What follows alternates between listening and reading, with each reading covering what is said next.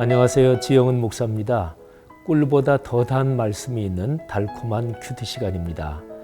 예수님께서 이 땅에 오신 목적은 하나님의 말씀이 이루어지게 하려는 것이었습니다. 그래서 그리스도인의 삶은 말씀을 살아내는 것이고요. 이를 위해서 말씀이 삶하고 연결이 돼야 되는 거죠. 그 연결시키는 방법이 말씀 묵상입니다. 저와 함께 창세기 말씀을 묵상하면서 11월 이 멋진 계절 걸어가 보겠습니다. 자, 큐티 시작하겠습니다.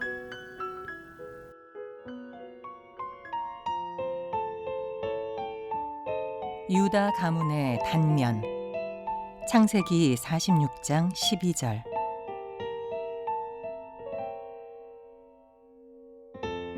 유다의 아들 곧 엘과 오난과 셀라와 베레스와 세란이 엘과 오난은 가나안 땅에서 죽었고 베레스의 아들은 헤스론과 하물이요.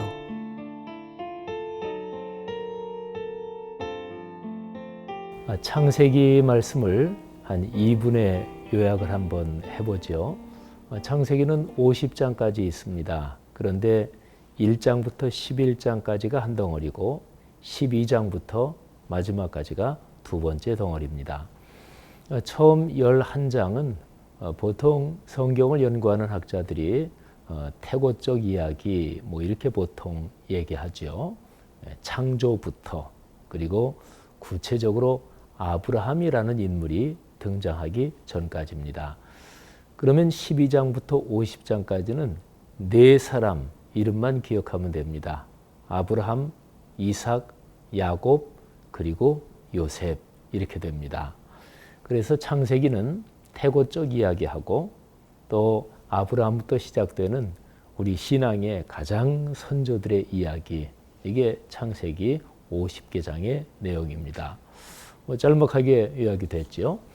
자, 그러면 아브라함, 이삭, 야곱, 요셉 이 네 명의 인물 중에서 세 번째 나오는 인물 야곱의 생애가 참 중요합니다. 파란만장하기도 하고 해서 중요하고요. 또 야곱의 생애 가운데 오늘날 우리 신앙인이 가르침을 받아야 될 그런 사건들이 거기에 굉장히 여러 개가 나옵니다. 오늘 제가 여러분과 함께 이 아침에 나눌 묵상의 말씀은 창세기 46장에 기록된 말씀인데요. 야곱의 생애에서 야곱은 브엘세바에서 부모님 집에서 살다가 저 북쪽으로 타향살이를 합니다.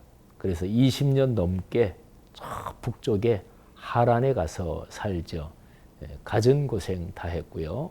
또 굉장한 삶의 위기도 있었죠. 그리고 다시 고향 땅에 돌아와서 고향 땅에 다시 잘 정착하고 형 에서한테 사실은 죽을 뻔해서 그래서 죽지 않으려고 도망간 것도 있거든요. 근데 형 에서하고도 그런 대로 화해하고 고향 땅에서 살다가 이제 야곱이 남쪽으로 또 타향살이 하러 내려갑니다. 애굽이지요. 남쪽으로 내려가서 야곱은 다시는 고향에 돌아오지 못하고 애굽 땅에서 세상을 떠났지요. 묻히는 것은 이제 고향, 이제 가나안 땅에 묻히지만 말이죠. 근데 야곱이 애굽 땅에 내려가는 그 장면, 그는 우리에게 여러 가지를 생각하게 하고 묵상하게 합니다. 오늘 제가 여러분들과 같이 묵상하는 창세기 46장에는 야곱의 자녀들 중에서 애굽 땅으로 간 그 명단이 쭉 기록이 되어 있습니다. 그런데 이제 야곱의 이름이 또 하나 있죠. 하나님을 깊이 본격적으로 만나고 하나님이 새로운 이름을 주신 거죠. 그 이름이 이스라엘입니다. 그래서 오늘 성경 말씀 46장 8절에 보면 애굽으로 내려간 이스라엘 가족의 이름이 다음과 같다. 그래서 제일 맞이 르우벤부터 시작해서 쭉 가족의 이름이 기록이 되어 있습니다. 근데 제가 이 명단을 가만히 묵상하다가 마음에 깊이 와닿는 그런 구절이 있습니다. 그게 12절입니다.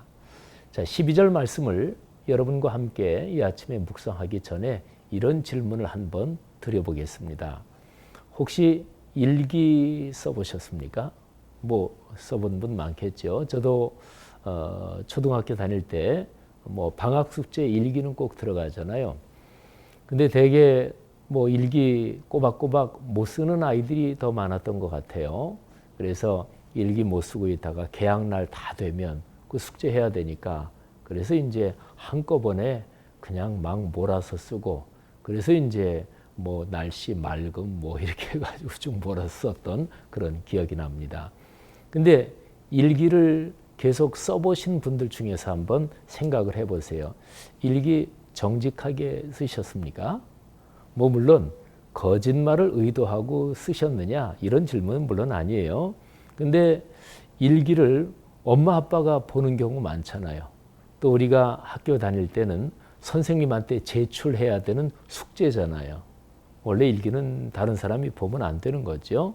나 혼자 그냥 보고 그러는 건데 근데 이제 성장 과정에서 일기는 이거 엄마 아빠가 볼 수 있다. 선생님한테 내야 된다. 그런 것 때문에 다른 사람이 읽을 거다. 이 생각을 하고 일기를 쓰는 그런 경우가 있잖아요. 그때는 내 마음속에 있는 생각을 그냥 다 드러내지 못하지요. 그리고 특별히 내가 잘못한 거, 부끄러운 거, 그리고 감추고 싶은 거 이거 일기에 그냥 쓰기가 쉽지 않지요.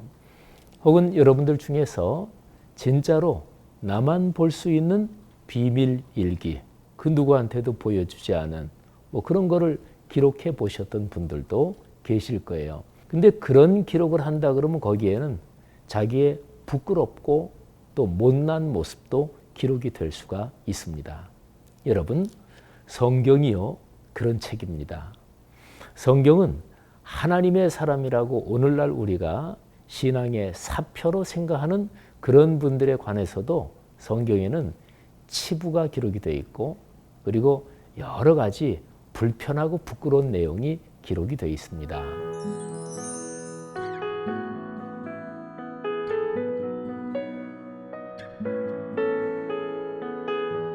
자, 근데 야곱, 다른 이름으로 이스라엘, 그분의 자녀들 가계가 애굽으로 이주한 그게 쭉 명단이 나오는데 12절에 아주 특이한 내용이 나옵니다. 제가 한 번 더 읽어보겠습니다.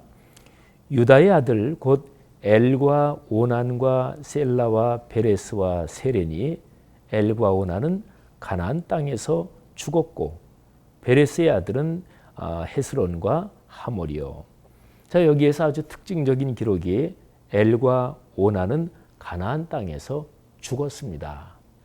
그런데 이스라엘 사람들 그 가계 가문에서 엘과 오난이 왜 죽었는지 그거는 아마 이렇게 저렇게 다 퍼져 있었을 것입니다. 이게 좋지 않은 일이었어요. 유다는 야곱, 이스라엘의 아들들 중에서 네 번째 아들이거든요. 그런데 이제 첫째 며느리를 맞았단 말이에요. 그런데 그 엘, 첫째 아들이 하나님 앞에서 옳지 못했습니다. 그래서 하나님이 그 첫째 아들을 치셔서 죽었어요. 그러면 첫째 아들 후손이 없잖아요. 이럴 경우에 이스라엘의 전통 내려오는 관습은 그 밑에 동생이 형수에게서 아이를 낳아줘야 돼요. 그래서 가계를 잇는 거지요.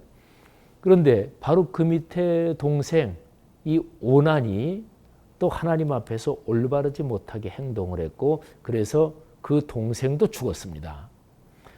그러니까 이제 막내 하나 남았는데 아버지 유다가 막내를 말하자면 제일 큰 며느리 이렇게 해가지고 대를 잇도록 그렇게 하기가 두려운 거예요.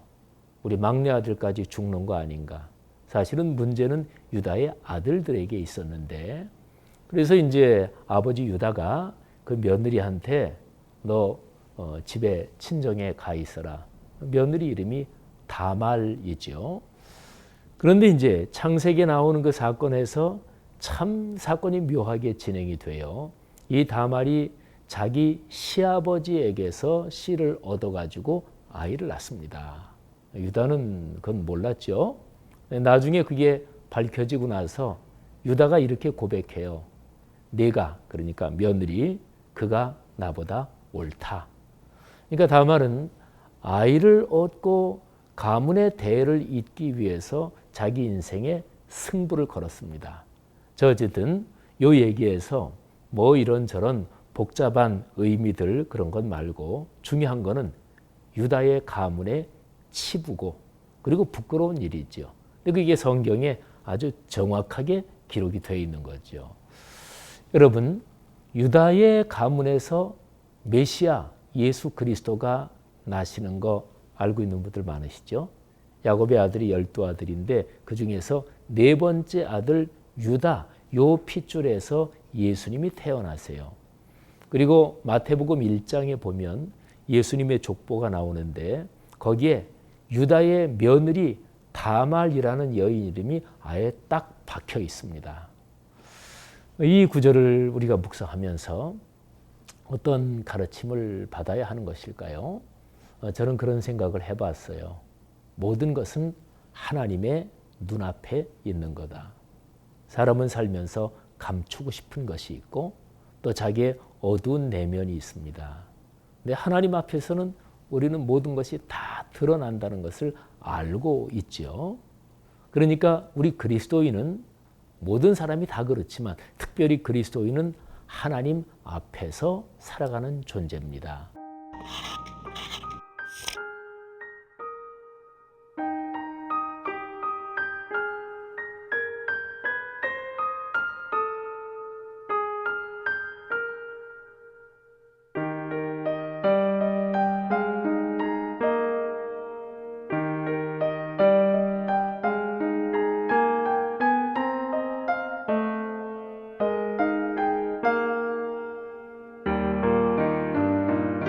여러분, 오늘 이 말씀을 우리 자신에게 그렇게 적용시켜 봤으면 좋겠어요. 오늘 이 묵상의 말씀을 그냥 짤막한 한 문장으로 제가 한번 요약해 볼게요. 그래서 오늘 하루 생활하시면서 이 한 문장 이렇게 머리에 떠올리면 오늘 아침에 묵상한 말씀이 이렇게 머리에 연상이 되게 말이지요. 저는 주님 앞에 있습니다. 한 번 더요. 저는 주님 앞에 있습니다. 유다의 가문 또 걸어갔던 모든 인생도 하나님 앞에 있었고 부끄러운 것도 감춰질 수 없었습니다. 사랑하는 그리스도인들이요. 오늘 하루 그렇게 주님 앞에서 주님 손 붙잡고 걸어가는 하루 되기를 간절히 바랍니다. 한번 기도하지요. 하나님 은혜 감사합니다. 애굽으로 내려간 야곱의 아들들 그중에 유다 그 가정에 참 숨기고 싶었던 이야기일지 모르지만 하나님께서 성경에 기록해 놓으신 그 이유를 깊이 생각합니다. 오늘 하루 주님 앞에서 주님 손 붙잡고 걸어가게 하옵소서. 예수님 이름으로 간절히 기도합니다. 아멘.